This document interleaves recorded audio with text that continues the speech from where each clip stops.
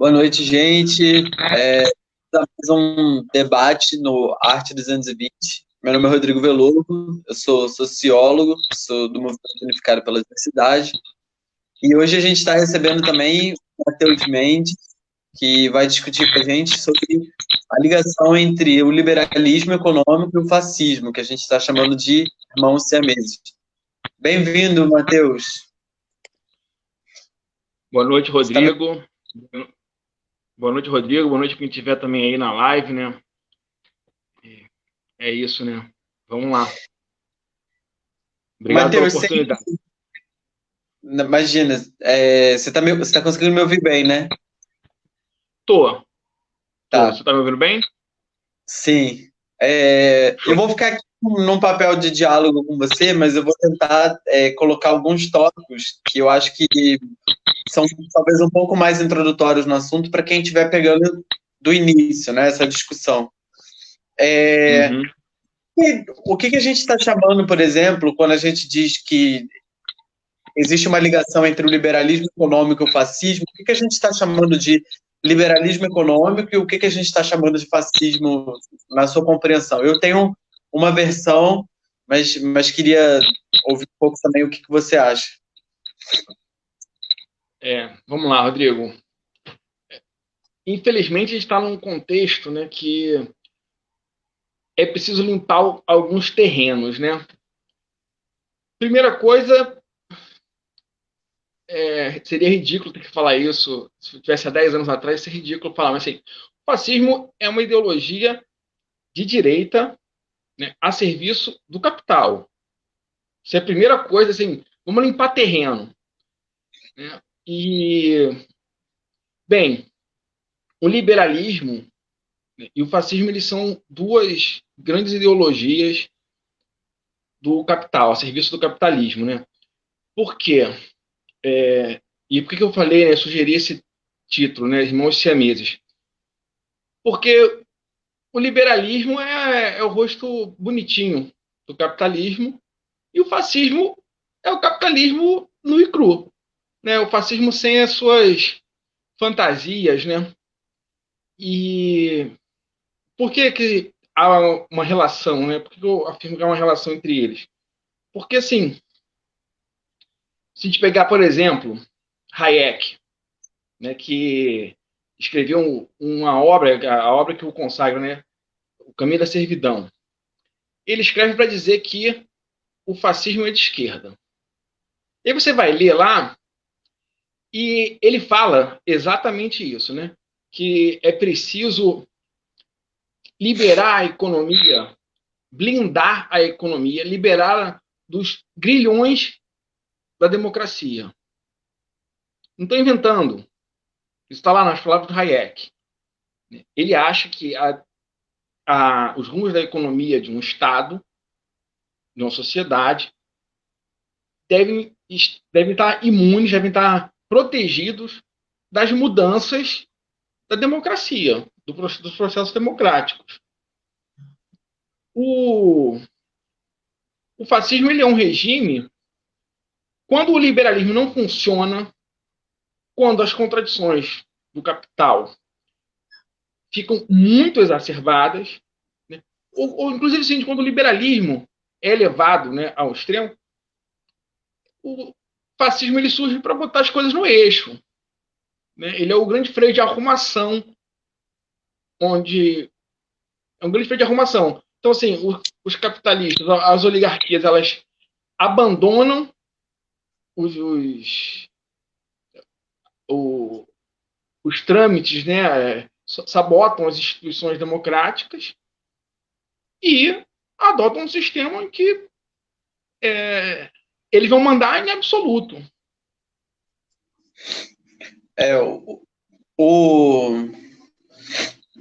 Eu acho assim, talvez vou voltar muito na origem, mas é só para talvez apresentar para quem está nos assistindo e não conhece os termos, uma coisa bem principiológica de onde começa essa discussão, né? O capitalismo, o liberalismo, desculpa, ele nasce como uma crítica ao sistema mercantil, né? Durante algum tempo, as trocas eram feitas com base em lastro e ouro, eram feitas por você vendia um determinado produto ou determinada maquinário, embarcações em troca de ouro, e o liberalismo econômico ele passa a defender um sistema mais intrincado, né, baseado em contratos, e esses contratos lastreados em dinheiro. Então, os teóricos aí do liberalismo econômico, Adam Smith, ou talvez o maior deles, que vai defender a mão invisível do mercado regulando as relações sociais, os preços da economia, é até hoje um cara que influencia muito o pensamento dos economistas brasileiros e do exterior.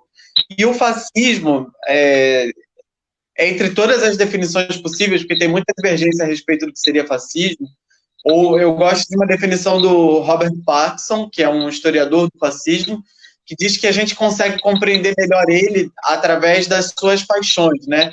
Daquilo que ele objetiva como uma paixão. E no caso específico do Brasil, a paixão que se estabeleceu nos movimentos fascistas foi Deus, pátria e família.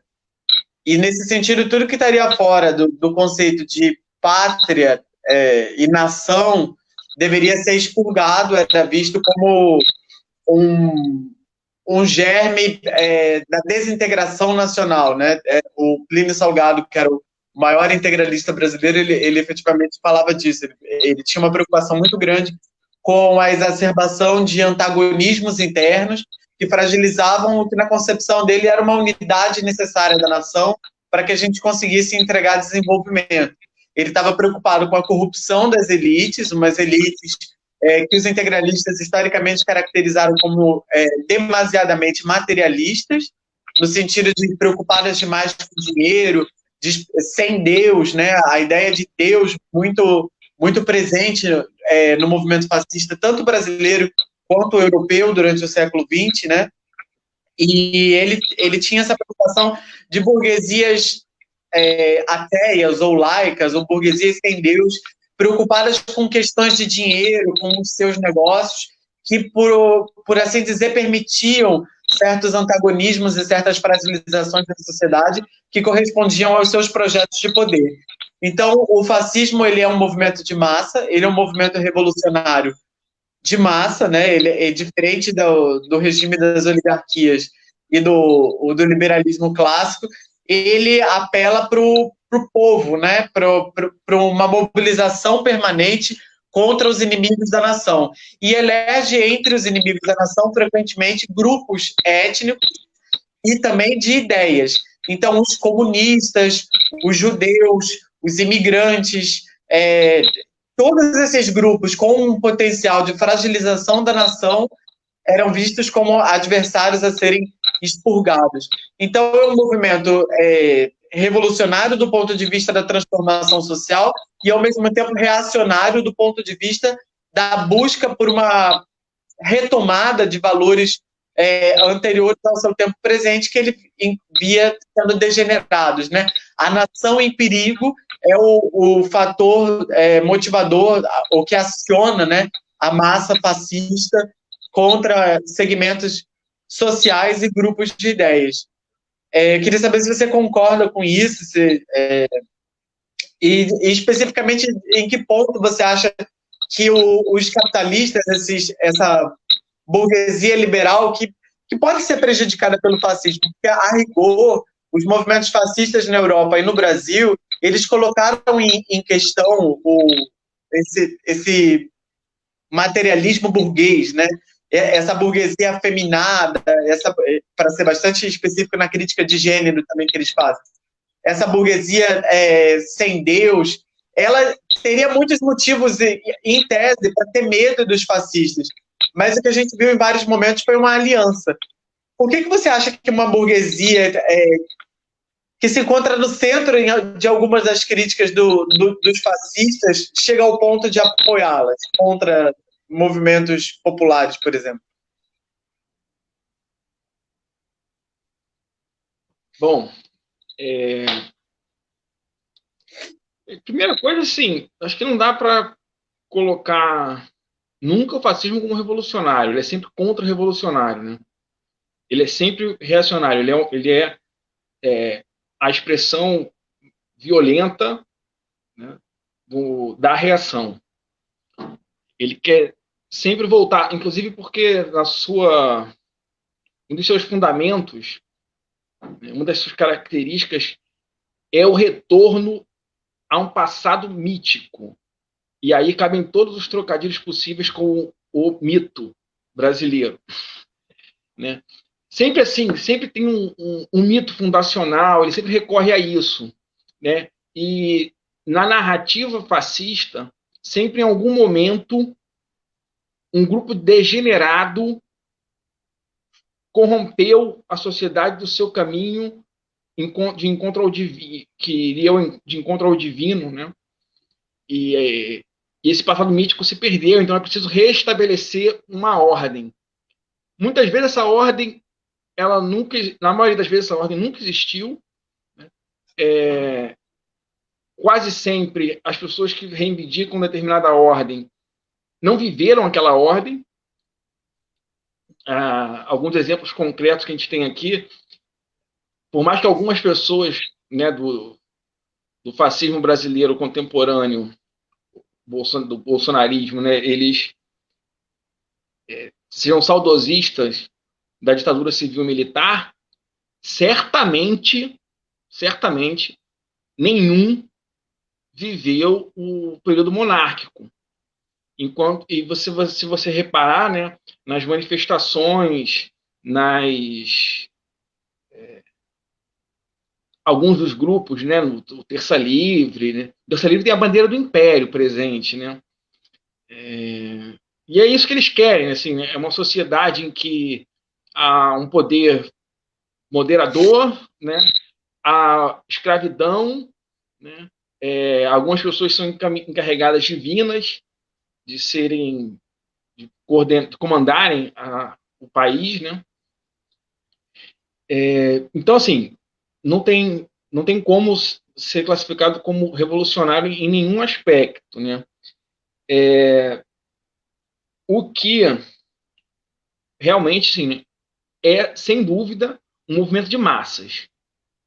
Isso não tem como escapar, porque a gente tem, se a gente voltar, eu lembro de uma vez que eu estava conversando com o Maurício, né, que foi quem me convidou para essa conversa. Estou conversando com ele, né, e assim, há 2 séculos atrás, né, em 1820, quando a burguesia se afirma, ela vê em alguns estados o processo revolucionário avançando para além do que ela gostaria.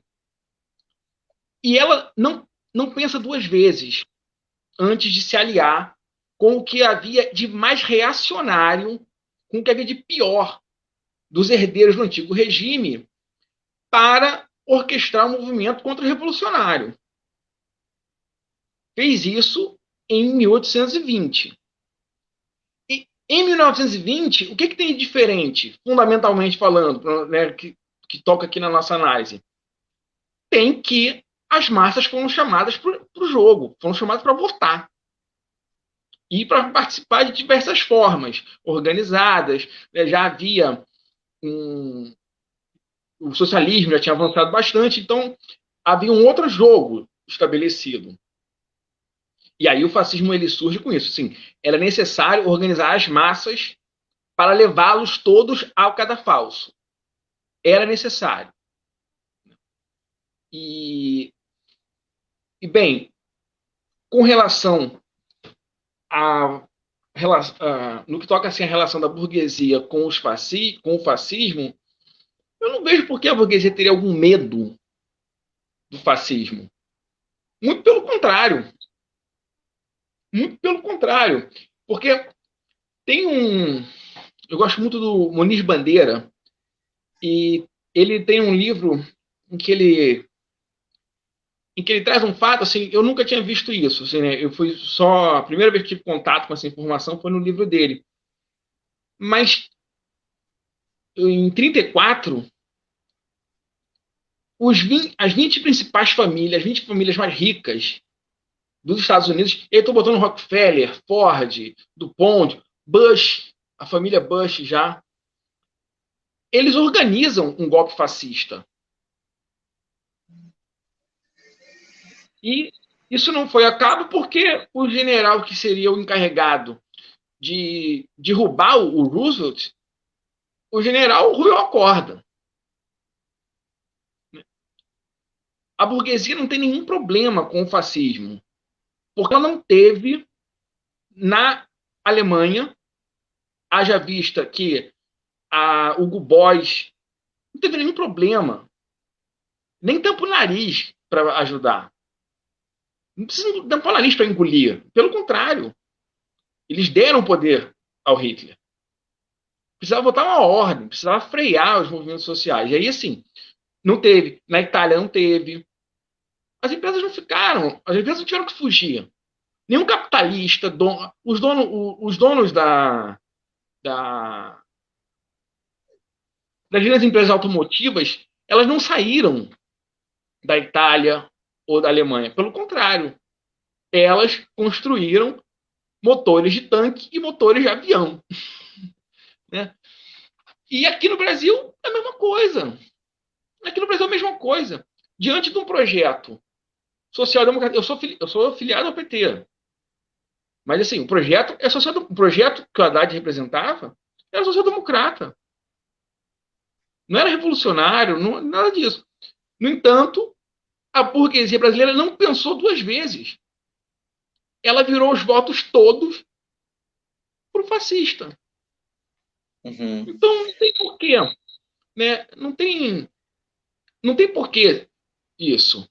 Não tem porquê, não existe essa inimizade. E há uma relação, e assim, há uma associação entre o liberalismo e o fascismo, porque, por um lado, o fascismo só floresce, ele precisa como adubo, que haja um caos social. As pessoas têm que estar desacreditadas, elas têm que ter medo. O fascismo opera na base do medo. Se as pessoas não tiverem medo do que vai acontecer, não tiverem medo de alguém, e aí pode ser o árabe, pode ser o judeu, pode ser o preto, o gay, sempre pode ser o comunista. Se não houver esse medo, se não houver um grau de desagregação social que crie esse medo, o fascismo não tem como florescer. E veja só, a maior máquina de criar desagregação social e insegurança é o liberalismo. Afinal de contas, veja só o que está se gerando no Brasil. Quando o liberalismo foi levado ao extremo, na década de 20, estourou a crise de 29, porque deixaram, não, como é que era a lei mesmo? Deixa que a oferta vai criar sua própria demanda. E a gente teve o pior cenário para o capitalismo, que é a crise de subreprodução. E aí gerou-se o caos, né? E as pessoas toparam entrar em projetos que apresentavam soluções fáceis para problemas extremamente complexos. E a solução fácil nunca era expropriar a burguesia. Muito pelo contrário. Muito pelo contrário.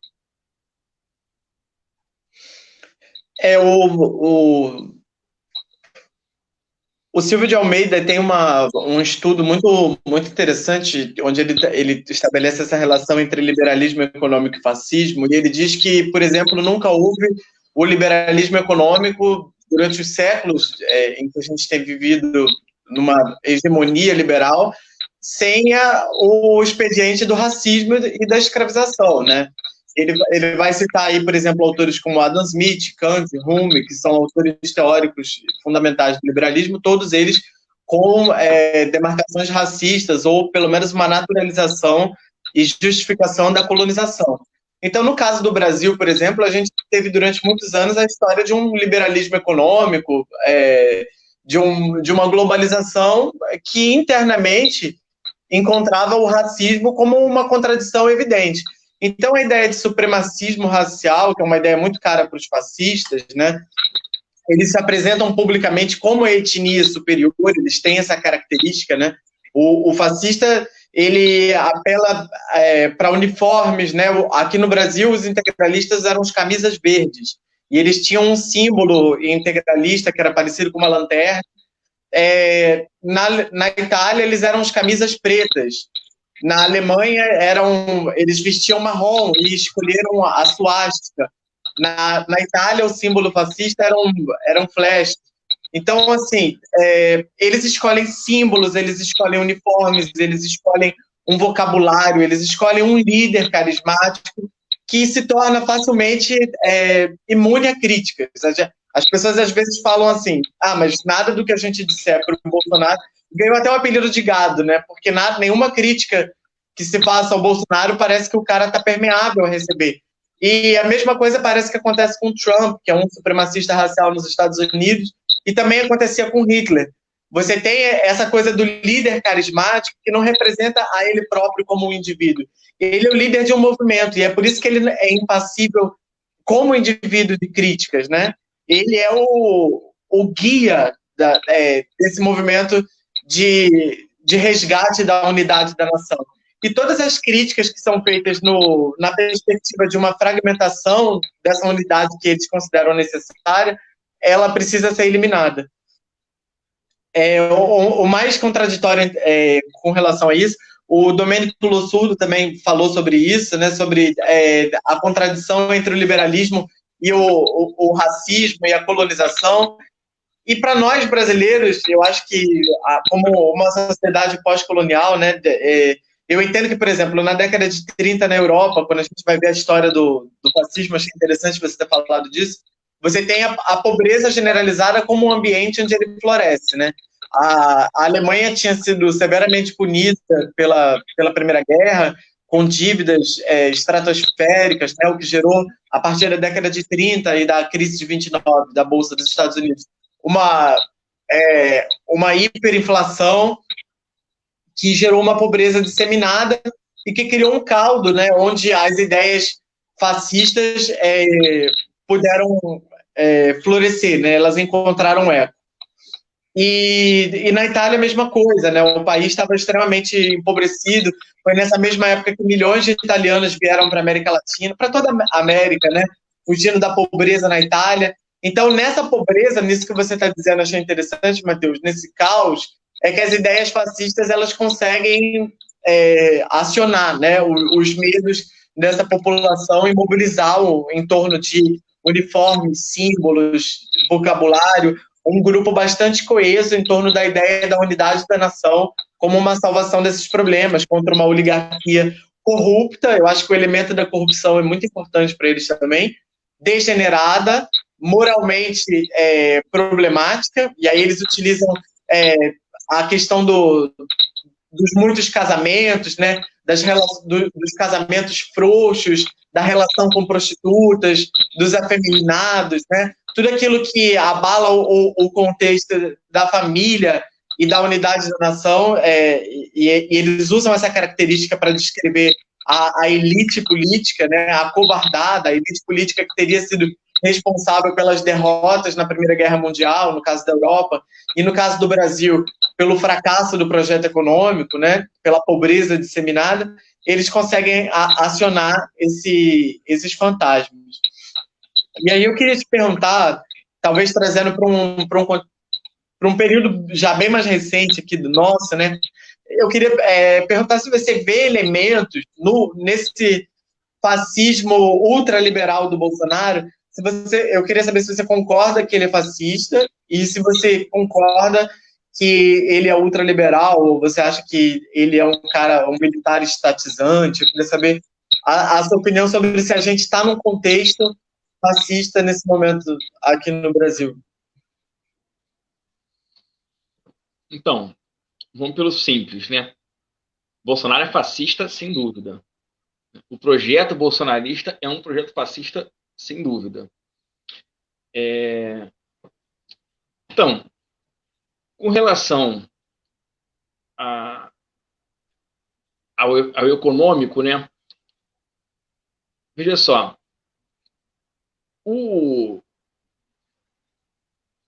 o neoliberalismo, ele começa a surgir, ele sai da academia, né, e vira um projeto no Chile, com a ditadura. Né? Mas ele vai ganhar força mesmo quando o Reagan e a Thatcher eles se estabelecem, né, e começam a implementar isso em 2 estados que estavam no centro do capitalismo. E ali existe. É comum hoje a gente achar meio estranho, contrassensual, mas, pô, que loucura, né? Mas não há, não, mas há uma ideologia forte chamada liberal conservadorismo. Isso é uma ideologia bem estabelecida, bem consolidada, com fundamentos sólidos. Eu não concordo em nada com ela, mas existe. E recentemente, recentemente não, no ano passado, né, o Araújo, nosso chanceler, né, nosso encarregado de negócios, ele fez um resgate e falou, olha, o que a gente tem que fazer é como fez o Reagan, que foi juntar o liberalismo econômico com a fé em Deus, com o conservadorismo. Ele fala, olha, só foi a virada, né, o fortalecimento do capitalismo, né, o fôlego que o capitalismo ganhou no final da Guerra Fria, um dos fundamentos é essa união. O que acontece? Ela junta o conservadorismo, que pede um Estado autoritário, alguém com pessoas que tenham autoridade que não possam ser questionadas, que busquem em valores conservadores como a fé religiosa, a valorização da família e outros elementos que são da base conservadora, com os fundamentos de mercado, com o fundamentalismo de mercado. O mercado é perfeito. O mercado não erra. Né? Eles falam, olha, se você deixar, vamos derrubar todos os entraves para a livre circulação de mercadorias e deixar que as regras de mercado vão resolver. E no entanto, o que vai acontecer? Quando junta, né, essas duas correntes, eles ganham muito fôlego. Depois vem, e aí que a gente fica meio indignado, né, quando essa galera da extrema-direita considera tudo que não seja, tudo que esteja ao lado deles para a esquerda, né, a direita tradicional, eles chamam de esquerda. Né? E aí a gente vê assim, nos anos 90 houve um florescimento, um fortalecimento de um neoliberalismo que não era conservador. O neoliberalismo que o Clinton, que o Blair, Fernando Henrique e Menem, para poder fazer a lista um tempão, mas que essas pessoas são ícones. Esse neoliberalismo, ele não é um liberal conservadorismo. Ele abre espaço para minorias, para questões de gênero, questões raciais, né, pautas identitárias. Ele vai falar da questão da liberdade de expressão. E aí você vai ver pessoas como Jorge Soros, um entusiasta desse tipo de neoliberalismo.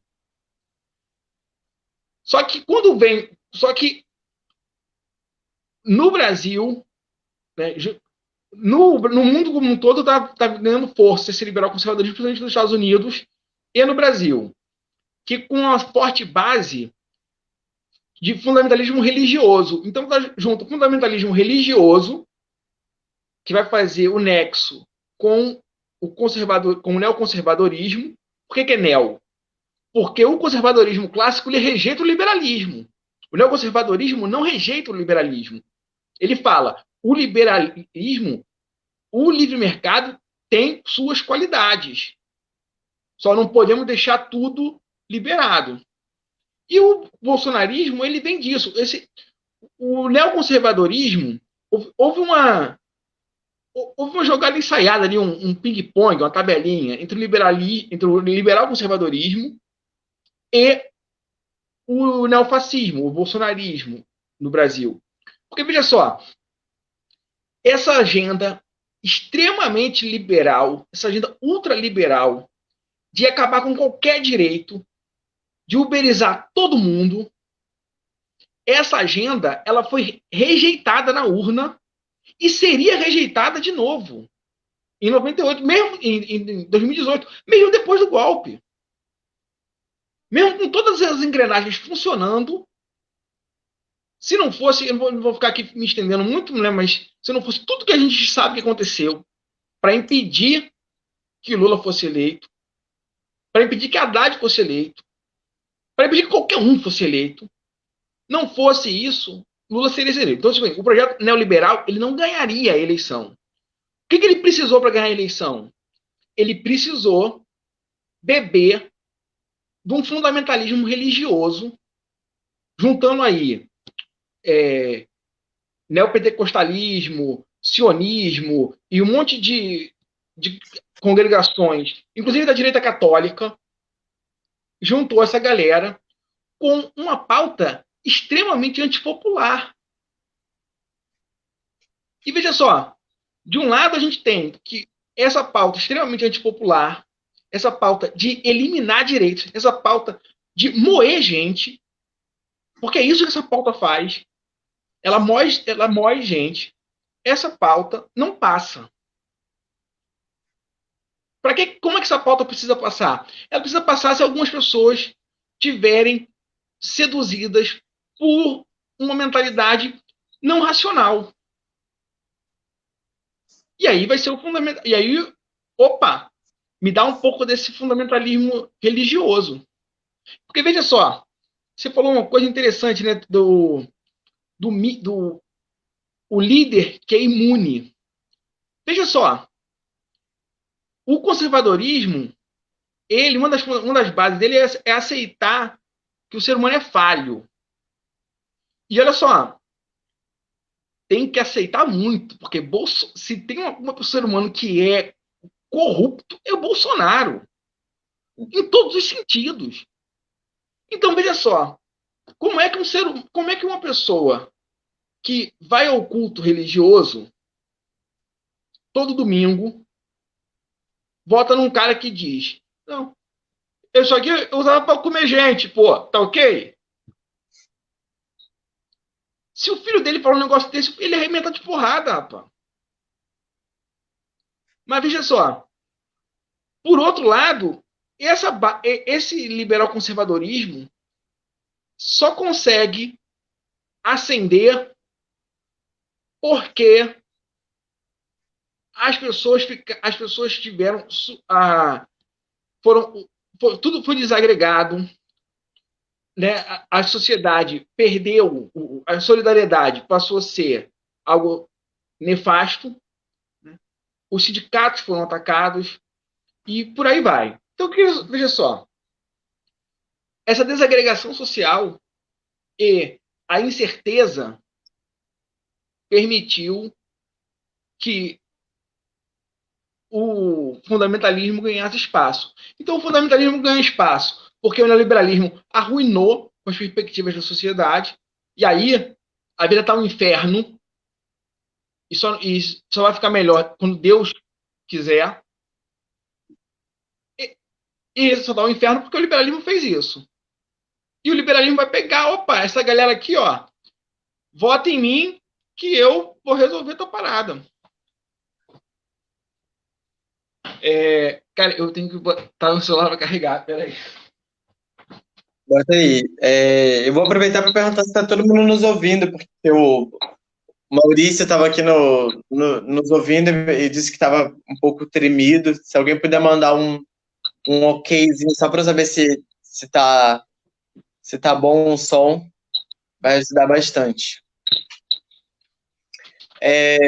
Eu gostei que você trouxe já para o debate do Bolsonaro, que eu acho que tem a ver com essa discussão, né? O Bolsonaro, ele retoma um pouco do que foi o integralismo ao longo de sua história aqui no Brasil, né?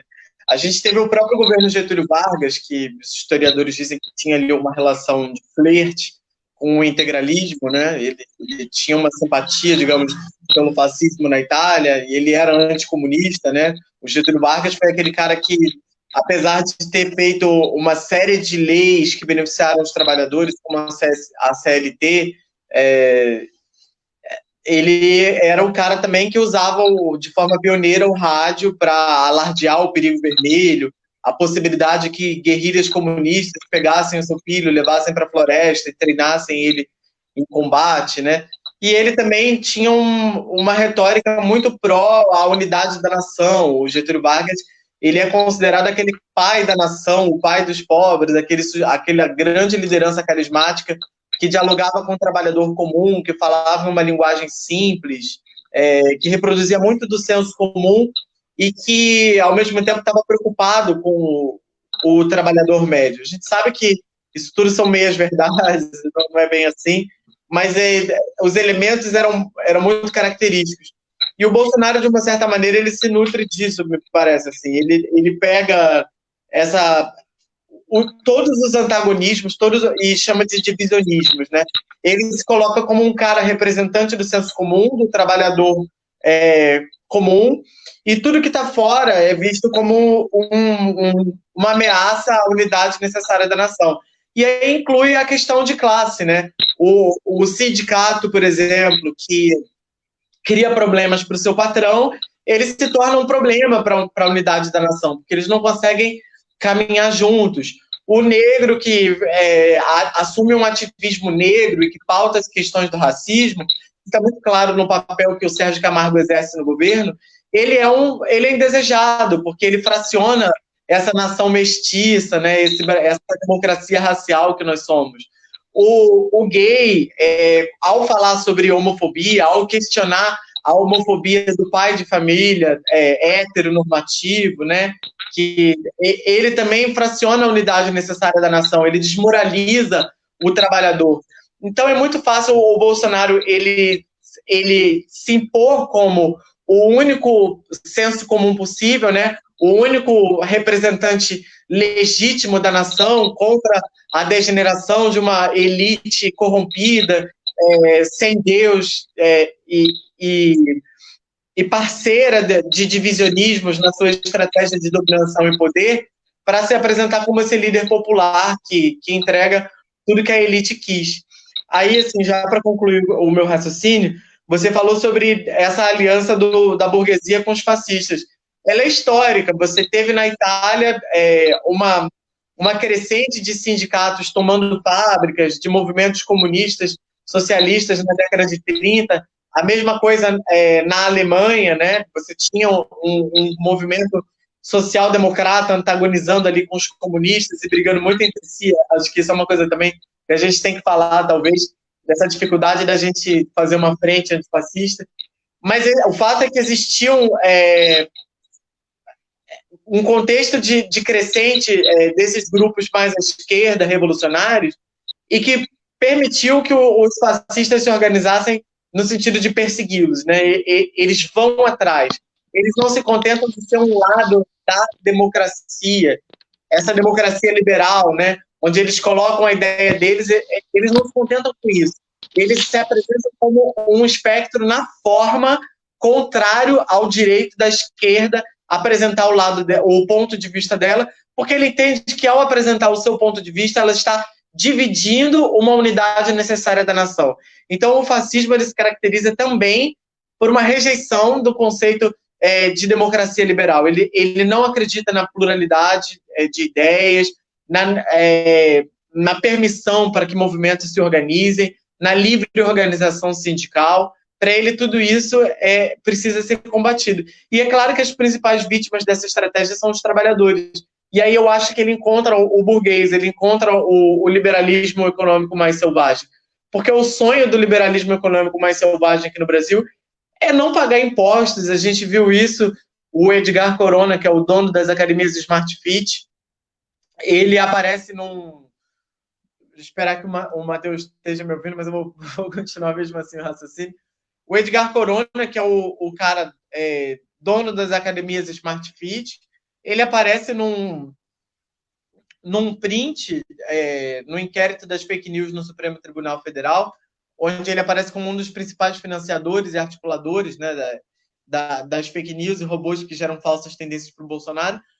Ele aparece ali dizendo que ele não quer pagar impostos e que imposto é crime. Você tem no seio da ala mais radical do Partido Republicano nos Estados Unidos a questão do pagamento de impostos central.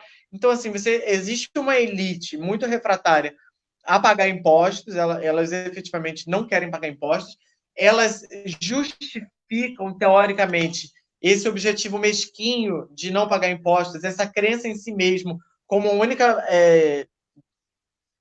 a única solução possível para o crescimento da economia, né?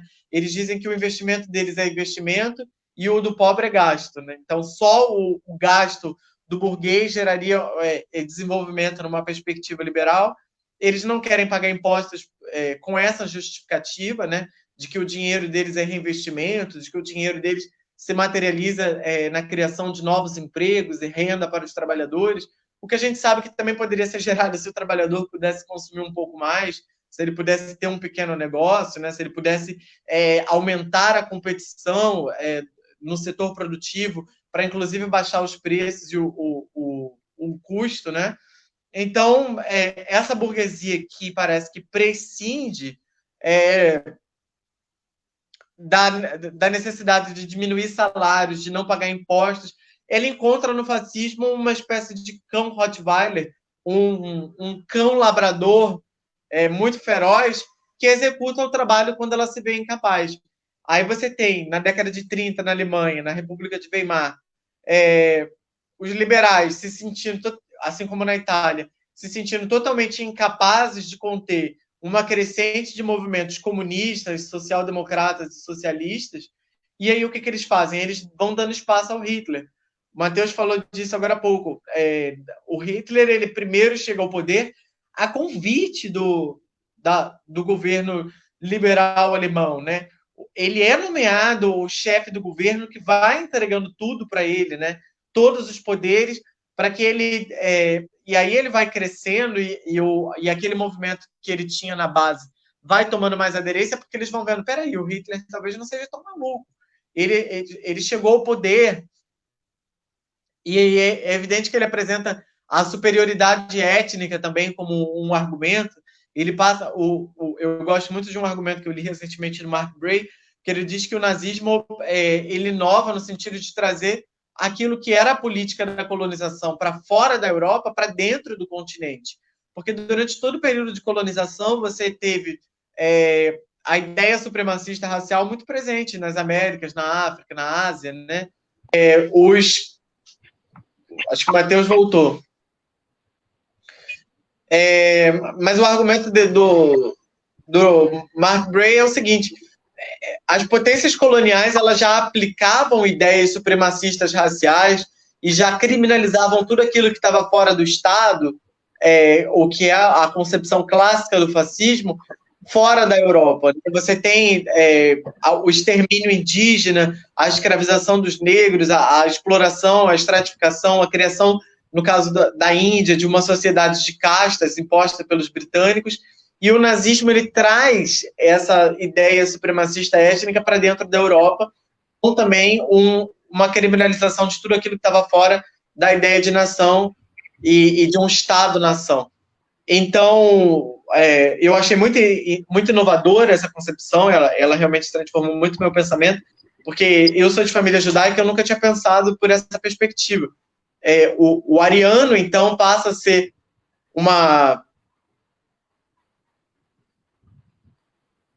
o ariano...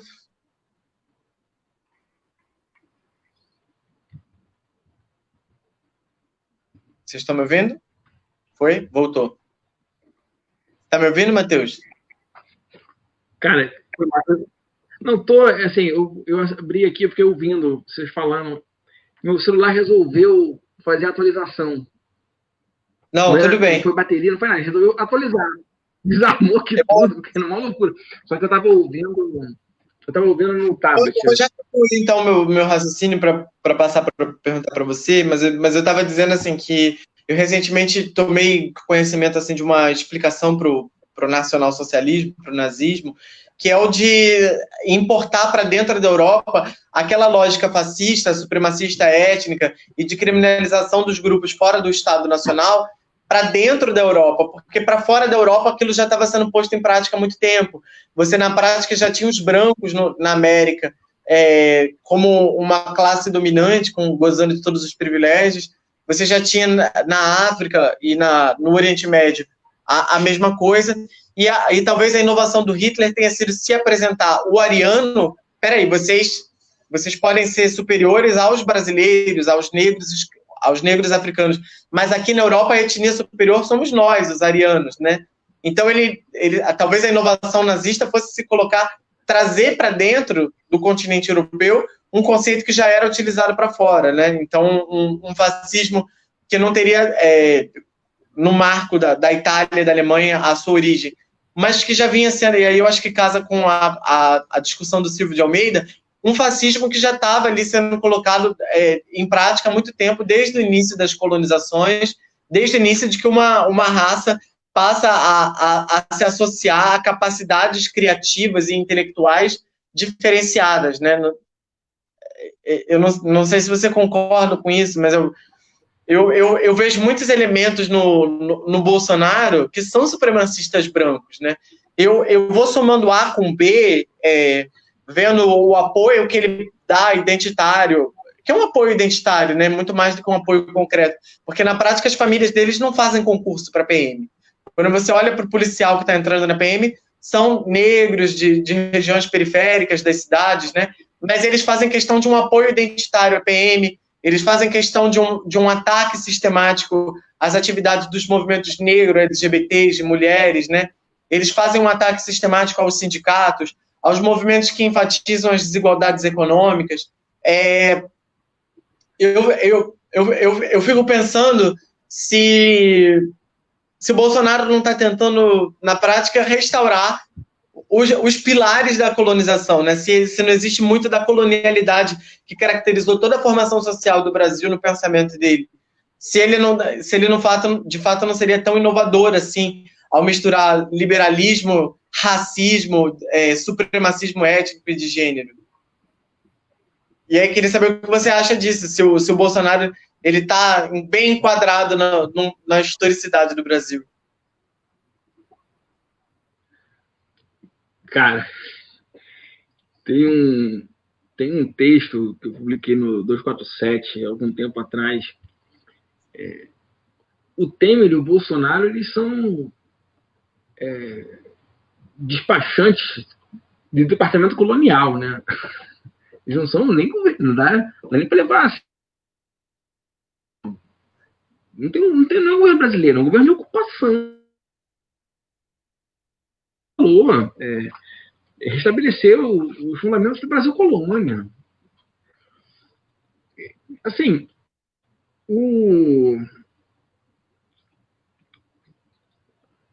a questão da raça é porque, como o nazismo ele acabou sendo o mais conhecido, né? Assim, o fascismo já é um sistema político violento, brutal, chocante.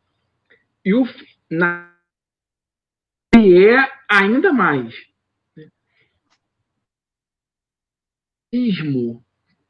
O fascismo prescinde dessa questão racial. O fascismo, quando ele surge assim, na Itália, o racismo não era uma questão na Itália.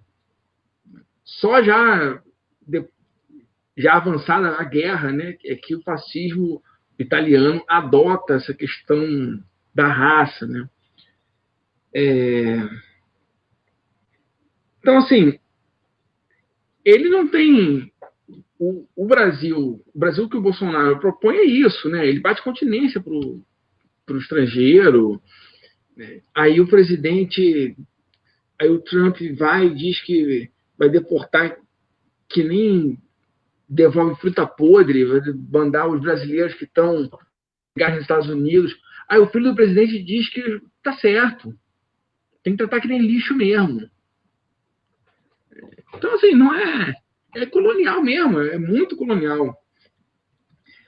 E aí, assim, voltando à questão que você. Né, antes de eu tilt aqui na máquina, eu tinha notado aqui que você estava falando que essa frente antifascista, né? Isso, a frente Claro, assim, antifascista. vamos todo mundo dar do fascismo, beleza. Beleza, vamos sim. Mas, cara, olha só.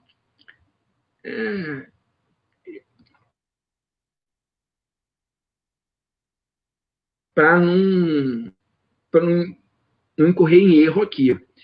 Mas se a gente pegar, assim, alguns países na África, um país na África, a pobreza é um país de pobreza extrema. O fascismo não surge. Não é a pobreza, essencialmente e isoladamente, que leva ao fascismo. É preciso que haja uma burguesia querendo fazer. E aí, assim, aí vem agora o pessoal do PSDB a falar, porque foi dizendo fascista. Então, tudo bem, assim, eu não vou ficar cobrando, né? Como falaram esses dias nas redes sociais, né? A gente não vai ficar cobrando foto do Felipe Neto lendo o Manifesto Comunista quando tinha 13 anos de idade para ele vir para frente de fascista. Não, Felipe Neto não. Mas, pô, Rodrigo Maia agora querer pagar de democrata é difícil, né, cara? É difícil. Claro que assim, a gente vai se aliar e tal. Agora, sabe que, assim, que tem limite. Porque, olha só, em 88, havia dois vetores conduzindo a redemocratização. Um vetor era das liberdades civis e políticas. O outro era social. Aí a Constituição ficou essa coisa, né, esquizofrênica para ser generoso, né? Ela cria um estado de bem-estar social na letra, mas não cria mecanismos para implementá-lo. A partir da promulgação da Constituição, os liberais sabotam o projeto, submetem a maior parte da população a um nível de pobreza e a uma violência física e simbólica extrema. Aí perdem a eleição, né? Começa aí um projeto que visa diminuir isso. O projeto não era revolucionário. O projeto era diminuir as desigualdades. Aí pega e dá um golpe. Entendeu? Pega e dá um golpe. E aí dá um golpe para o quê? Para implementar uma agenda de destruição, de acabar com a sociedade. Veja só, o estrago, a Covid, o Bolsonaro não tem culpa da Covid. O Fernando Henrique não tem culpa da Covid. O Rodrigo Maia não tem, o Temer não tem. Agora, que a gente estaria numa situação menos pior se a gente tivesse um sistema de saúde único que funcionasse tal qual ele foi previsto, a gente estava, isso é inegável. É inegável. A gente teria maior oferta de instalações, né? A gente teria uma oferta melhor de médicos. Agora, há todo um arranjo, há todo um movimento dos setores médios, que vão ser os grandes trabalhadores da burguesia brasileira, há um movimento desses setores de preservação de mercado. E aí é uma dificuldade abrir curso de medicina nesse país, inclusive por causa disso. Né? E aí o pessoal quer fazer só estética, sei lá mais o quê. A gente precisa o quê? Hoje precisa de intensivista. E não tem. Não tem, porque é difícil, porque não sei o quê. Não tem. Você não tem oferta. A gente tem uma população enorme vivendo em condições que favorecem a disseminação do vírus.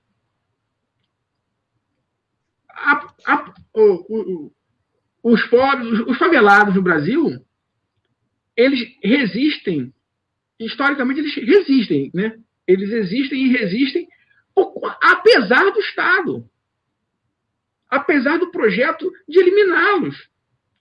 Porque o projeto fascista é isso, é pegar e jogar essa população, deixar eles ao Deus dará, né? Sem condições de se proteger, sem condições de fazer o mínimo necessário para evitar a proliferação do vírus. E aí tudo bem. Aí você vê o dono de o Marcelo Benchimol, né? É o Benchimol, que é o dono da XP, virar e dizer: não, agora é a hora de abrir, porque na classe média o vírus já está resolvido. Está resolvido. Agora você vai morrer pobre. Então, libera. Então, libera. O sonho deles é uma democracia para 40 milhões de brasileiros, sempre foi, né? Mas, Matheus, eu estava te perguntando sobre a frente antifascista. Porque essa polêmica sobre a frente antifascista, ela está muito atual com essa história de 70%, né? Aí queria também, de repente, saber a sua opinião sobre essa história de 70%, se esse 70% é uma frente antifascista, na sua opinião. Mas por que eu estou te perguntando isso? Vou só contextualizar minha pergunta. Porque esses debates sobre quem caberia, eles são muito caros para a história do antifascismo, né? Você teve ali, em comum, entre todos os países onde o fascismo chegou ao poder, né? Tanto Espanha, quanto Itália, quanto Alemanha, um cenário anterior à chegada deles ao poder em que as esquerdas estavam brigando muito, né? No caso da Alemanha, por exemplo, onde houve a ascensão do Hitler ao poder, os social-democratas e os comunistas estavam literalmente se matando, estavam cometendo... Eles chegavam ao cúmulo de tomar locais onde um e o outro se reuniam no braço, né? Houve assassinatos de ambas as partes. Então, assim, a fragmentação da esquerda, de um certo modo, dos trabalhadores de modo mais geral, parece que também foi se não foi um motivo, foi uma facilidade que os fascistas historicamente encontraram, né, para chegar ao poder, a dificuldade de organizar uma resistência bastante planejada, que combatesse eles, né, que impedisse eles dentro dessa lógica de fazer. Não. Enfim, essa contextualização aí já quero te devolver para os 70%. Você acha que esses 70%, eles são, digamos, a nossa forma de nos redimir com a história? Eles são os setores todos tentando se organizar para não repetir o que aconteceu e barrar o Bolsonaro? Ou é diferente? Olha, só dá para falar em frente antifascista se for frente anti-neoliberal. Acabou. Se vir com historinha de que vamos fazer uma frente antifascista, tá, vai revogar a PEC do fim do mundo? Vai revogar a emenda constitucional 95? Se não vai, não tem acordo, não tem como. A gente pode se juntar para derrubar o bolsonarismo, mas assim, foi mal. Vai continuar mantendo sob pressão. Porque não é que não houve aliança entre comunistas e liberais não fascistas na Europa no século XX. No século XX. Não é isso, não. Os liberais abandonaram a luta antifascista. Eles abandonaram. Essa é a verdade histórica. O que o Chamberlain fez foi em Munique entregar. O que eles fizeram na Espanha foi deixar o Stalin e os comunistas sozinhos na luta. Abandonaram. Então depois não vem querendo cobrar fatura. Porque a real é essa. Em dois momentos cruciais que antecederam a ascensão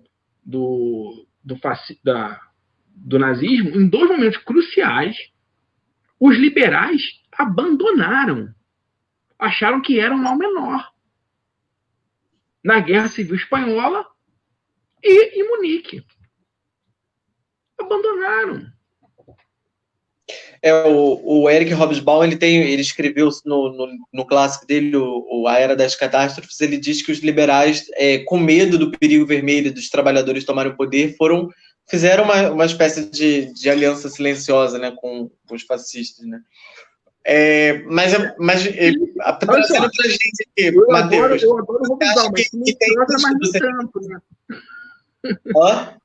Eu adoro o Hobsbawm.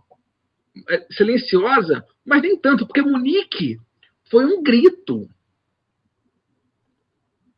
Munique foi um grito.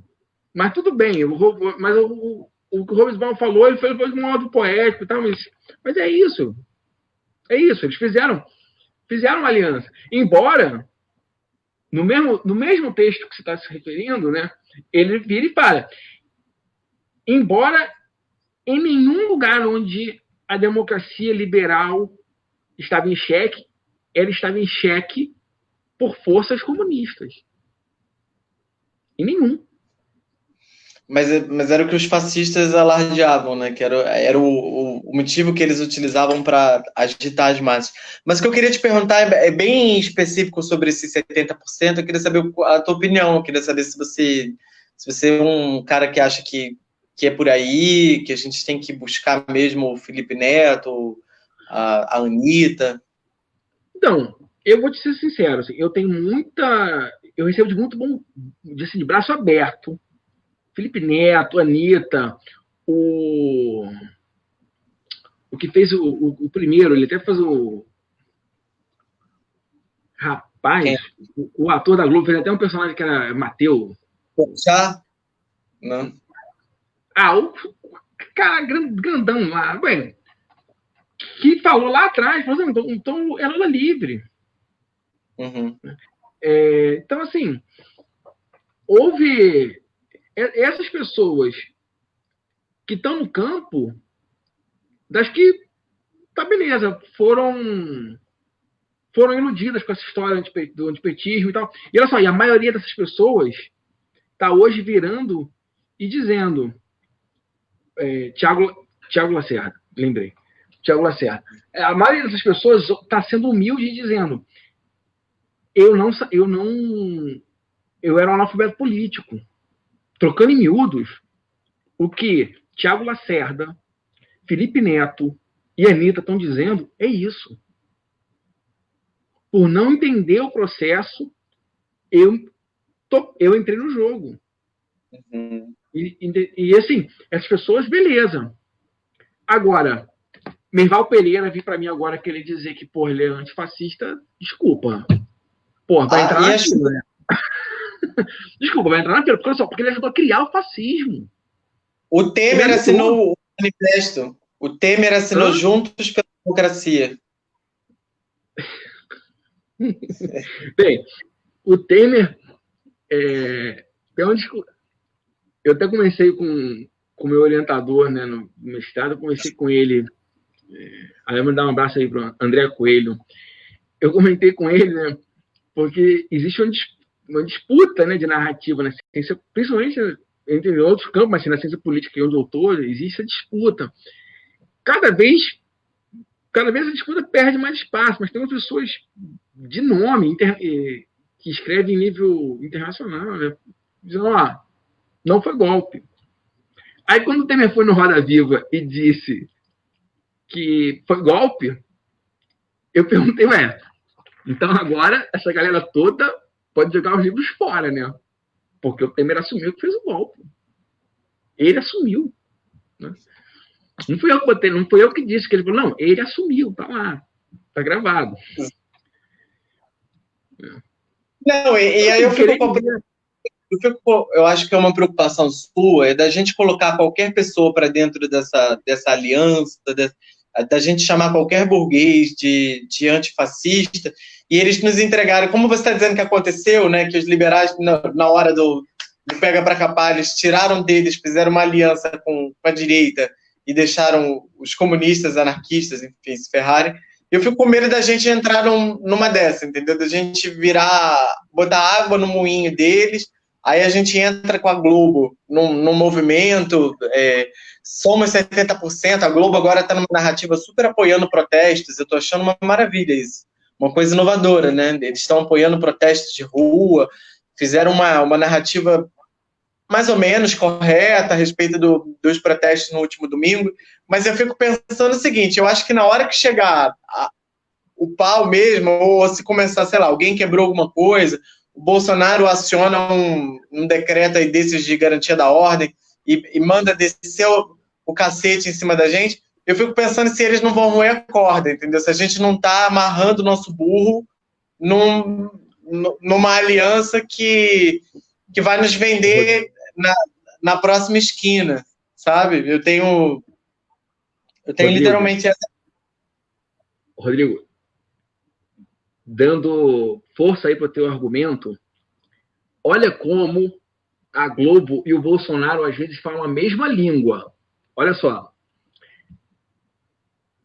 O Bolsonaro, na fatídica reunião, né, o que ele falou? Eu critico e dou esporro em todos os ministros, menos no Paulo Guedes. Quem é o único ministro, agora que o Moro saiu, quem é o único ministro que a Globo nunca levanta a voz contra? Paulo Guedes. Tudo bem que, assim, recentemente, como o Paulo Guedes está desligado demais da realidade, né, que até os economistas mais neoliberais, os grandes ícones do neoliberalismo no Brasil, estão falando que tinha que esquecer o neoliberalismo por um tempo e injetar o keynesianismo na veia, é Estado, mais Estado, mais Estado, mais Estado, pelo amor de Deus. Aí eles não estão falando mal do Paulo Guedes. Mas eles não falam, mas eles condenam, por exemplo, que o Paulo Guedes virou e falou: botar uma granada no bolso do inimigo.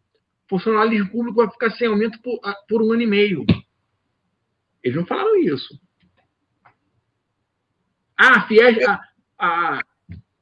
A Bandeirantes está contra o Bolsonaro. Mais ou menos, né? Agronegócio, coisa e tal. A Fiesp todo dia paga um comercial na Bandeirantes dizendo que não pode ter aumento para o servidor público. Todos esses caras todos eles foram a favor de teto de gastos, contra a reforma trabalhista, do golpe, da reforma da Previdência. São sempre contra sindicatos. Teve uma pessoa aqui aqui no chat, agora que eu botei no computador, eu estou conseguindo ler o chat, você não estava conseguindo ler, não. Aí uma pessoa falou de referências. Eu posso, depois, se quiser também me procurar no Face, tá aqui, Elaine Bernardo, né? Depois, se quiser também me procurar lá, eu posso deixar o comentário e tal. Mas um livro que eu acho que assim, é fundamental para entender fascismo é esse aqui. Como funciona o fascismo, de Jason Stanley. É espetacular. É didático, é profundo, né? Ele traz exemplos, né, de como comportamentos políticos fascistas já existiam nos Estados Unidos muito antes de Mussolini.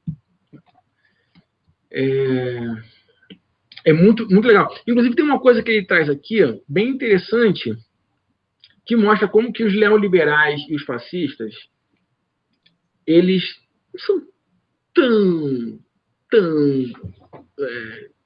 inimigos, né? No neoliberal não pode ser tão antifascista. É quando ele fala o seguinte: olha,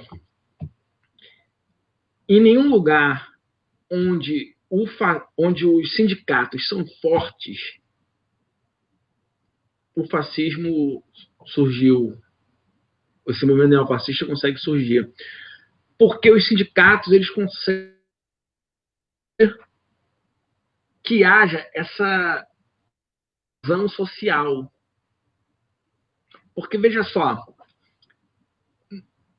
uma sociedade, uma organização sindical, ela irmana os trabalhadores. E aí é mais difícil você estimular antagonismos, que é tão importante para o fascismo. Porque, olha, em Israel é contra o árabe. Na África do Sul era contra os negros. Na Alemanha era contra os judeus. Na Itália era contra os comunistas, né? E por aí vai. Mas veja só, independente de quem seja, independente de qual seja o grupo que vai ser o inimigo, tem que ter um inimigo. Tem que ter alguém a ser combatido. Outro subtítulo desse livro é a política do nós e eles. Então, isso. O fascismo ele vai criar essa sinonímia entre fascistas, né? Como é que um fascista fala? Olha só, somos nós. E quem está contra são os outros, são os inimigos, são os que não querem o progresso de todos. Então, veja só, a Margaret Thatcher, acho que ninguém vai dizer, né, que a Margaret Thatcher era uma fascista. Mas o que a Margaret Thatcher falava? Não tem alternativa. Veja só, se eu digo que não tem alternativa e você é contra, você está atrapalhando. Você está atrapalhando. E aí, se você está atrapalhando e eu tenho um Estado forte, autoritário e legitimado para usar a truculência contra quem atrapalha, eu te elimino. E assim a Margaret Thatcher acabou com os sindicatos, né, na Inglaterra, e assim o Temer... Porque o Bolsonaro, ele é fascista, indiscutivelmente. Mas quem foi mais violento com a classe trabalhadora foi o Temer. Foi o Temer. Eu participei de manifestação desde moleque. Eu nunca vi tanta violência como a violência que foi praticada para a implementação da PEC do fim do mundo. Para a implementação da contra-reforma trabalhista. Nunca vi. Nunca vi a polícia ser tão truculenta. Foi tanta truculência que a insuspeita Comissão de Direitos Humanos da OEA chamou a atenção do Brasil. Foi o governo Temer, não foi o governo Bolsonaro. Foi o governo mais liberal da nossa história. Mas ele foi o mais autoritário nesse sentido.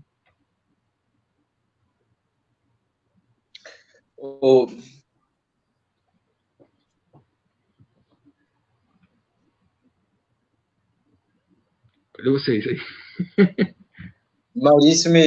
Nossa, Maurício, amigo em comum, tá guiando aqui, aí me deu uma moscada. Mas eu queria te fazer umas perguntas. Mas eu queria te fazer umas perguntas que colocaram aqui, Matheus. Pode ser? Eu vou ler e vou colocar para você. Melhor para você do que... Vamos lá.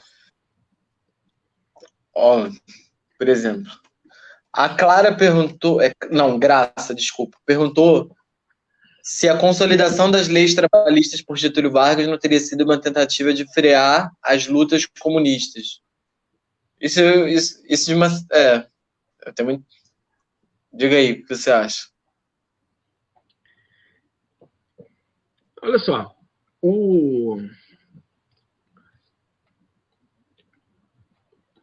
todo o estado de bem-estar social, ele tinha essa função, né? A CLT, ela...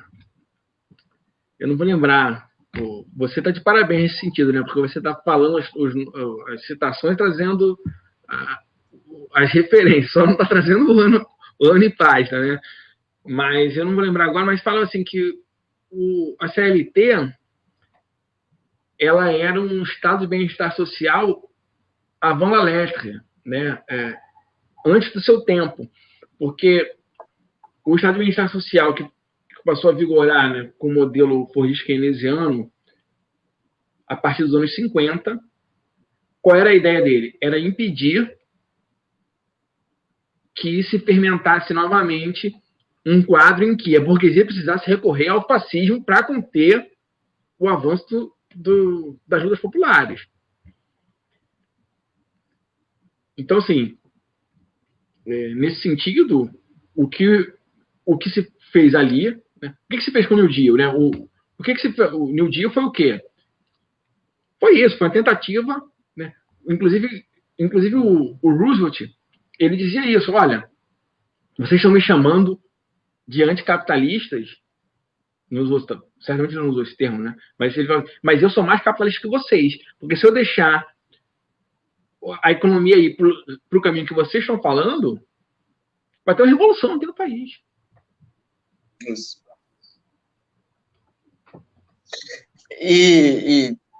Na Alemanha também, né, dizem que Hitler, tanto ele quanto Mussolini, eles tinham essa preocupação, né, de o comunismo crescia em adesão entre os trabalhadores numa situação de pobreza generalizada depois da Primeira Guerra Mundial, e ele tinha a preocupação de evitar acenando com algumas concessões, né. Vou te passar a pergunta também da Elaine Bernardo. Ela pergunta assim: não, ela na verdade está fazendo um comentário, está dizendo que no CEP de Caxias, que é o Sindicato dos Professores daqui do Rio, eles estão colocando trabalhador contra trabalhador e minando os sindicatos. Estão destruindo tudo. Não. Eu sou diretor do CEP Caxias. Não. Eu sou diretor do CEP Caxias. Não, no CEP Caxias a gente está vivendo uma conjuntura extremamente desfavorável, né? Na verdade, não só o CEP Caxias. A gente daria uma outra live discutir como é que os sindicatos, né, como é que o movimento sindical chegou no nível de fragilidade que está hoje. Poderíamos discutir aqui um tempão. E assim, eu confesso que não né, eu sou sindicalista, mas essa parte, né, de análise, isso é mais a galera da sociologia. Eu sou sindicalista na prática. Só que assim, a gente está com um prefeito que não negocia. A minha gestão, o prefeito não chamou a gente para conversar nenhuma vez. A gestão antiga, ele humilhava fazendo reuniões de corredor. A nossa, nem isso. Nem isso. Ele não recebe. Então, é outra parada. A Juliane, né, Del Negri, ela colocou um comentário, na verdade não era uma pergunta, mas era um comentário dizendo que nesse momento que o fascismo está muito forte, a gente tem que se unir todo mundo. Eu acho que ela está falando que a gente tem que se unir pela democracia, contra o racismo, autoritarismo e fascismo, independente de ser de direita e de esquerda. Eu acho que ela talvez esteja dialogando com o que a gente estava falando sobre quem cabe nessa frente antifascista, né? Acho que talvez ela tenha um ponto diferente do nosso. Não, assim, eu acho que dá para dialogar.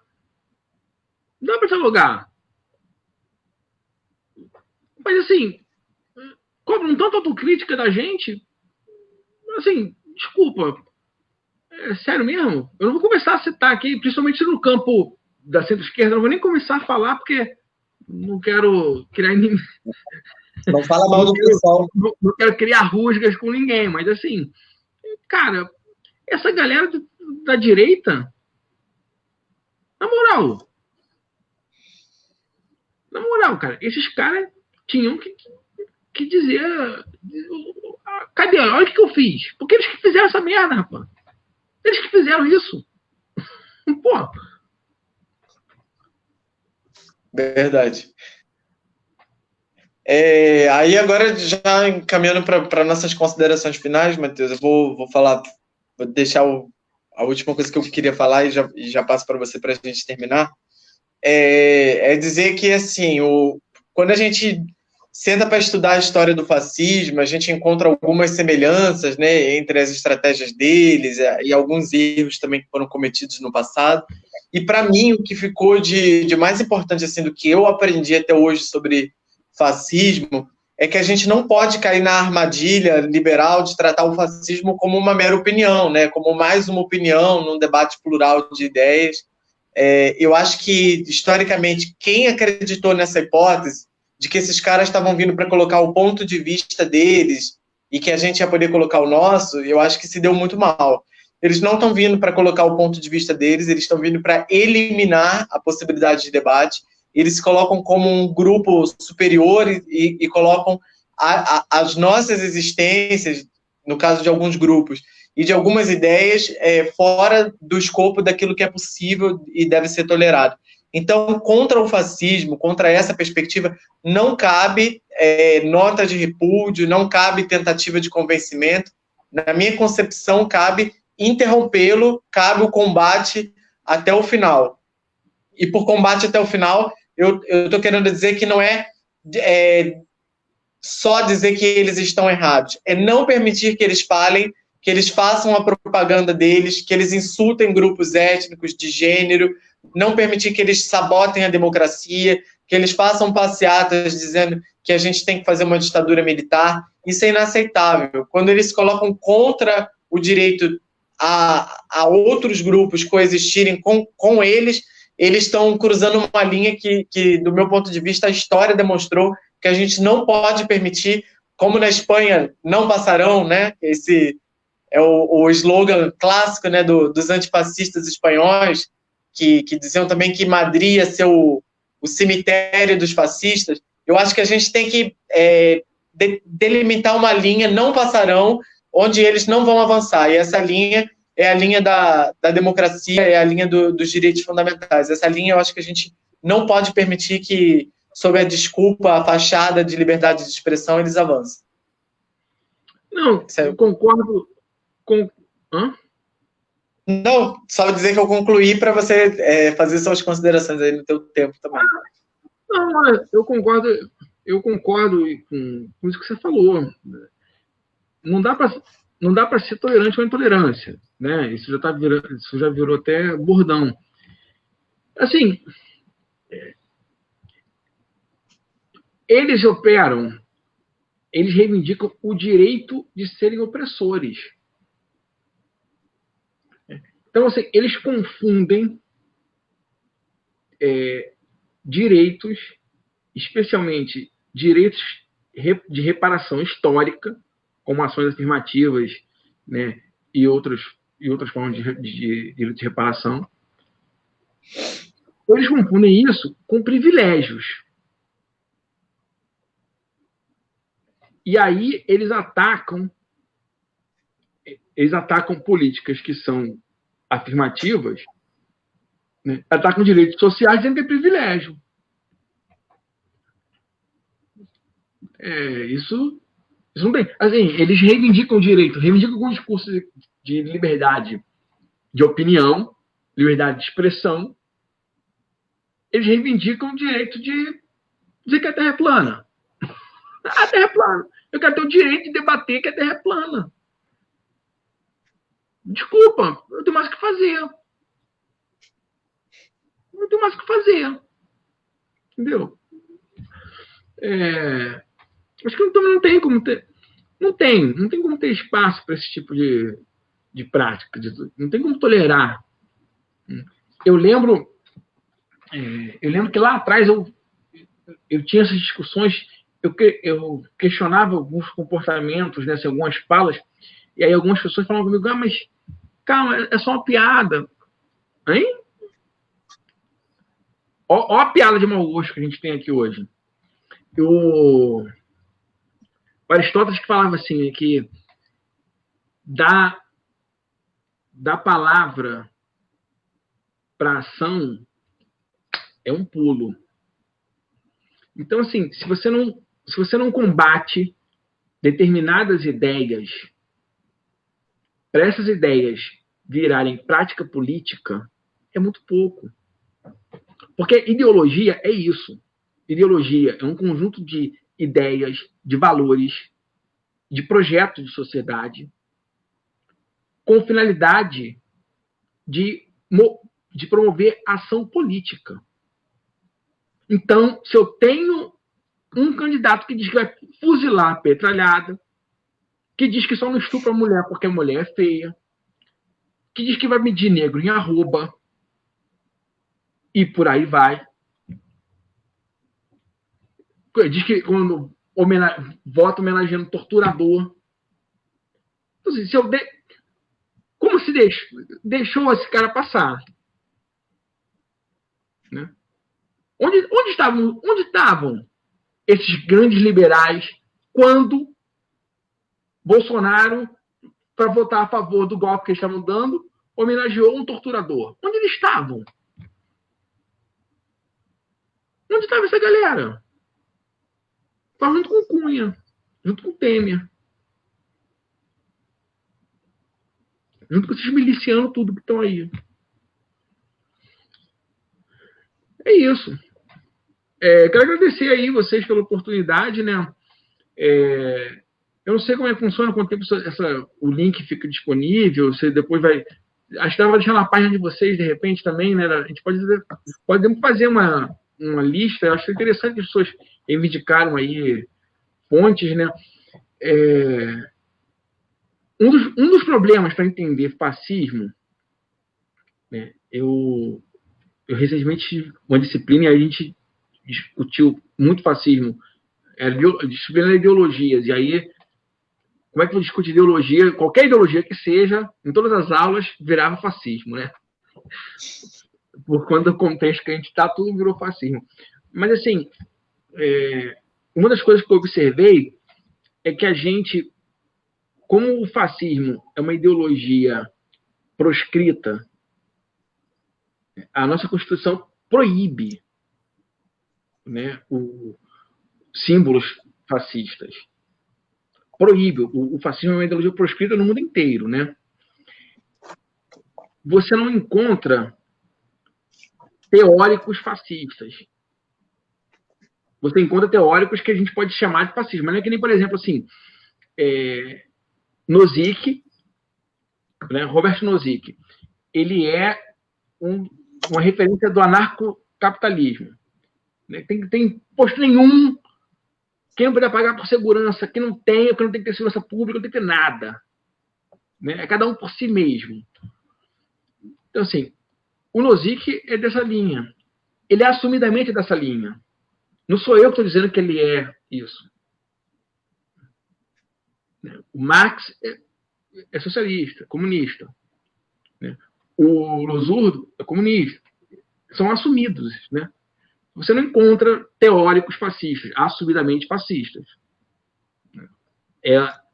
A identificação é de fora, né? Mas, então, assim, história, né? História, principalmente história da Europa no século... história da Europa de um século atrás. Né?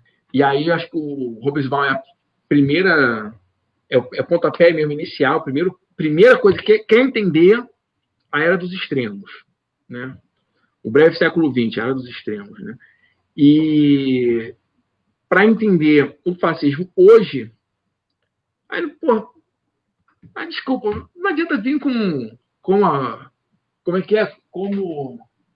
morrem as democracias, o fascismo da Madeleine Albright. Na moral, não dá.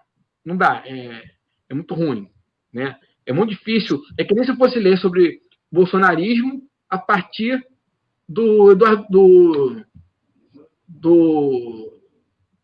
José Serra. O José Serra fez um Fernando Henrique. Vai falar, pô, desculpa. Não.